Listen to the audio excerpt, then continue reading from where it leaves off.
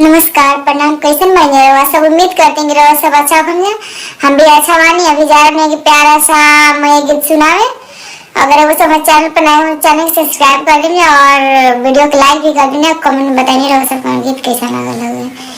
तीसिया फुलैले मैया मासुरिया गांधरैले हो रहरिये खिताना मैया की टिकवाई रैले हो रहरिये खिताना मैया की नातियाई रैले हो रहरिये खिताना लागी बिहु बजरिया मैया बासी देव सोनरवा गराई रे दीबोना मैया की मांगे जोगे टिकवा ओ गराई रे दीबोना मैया की मांगे जोगे टिकवा ओ गराई रे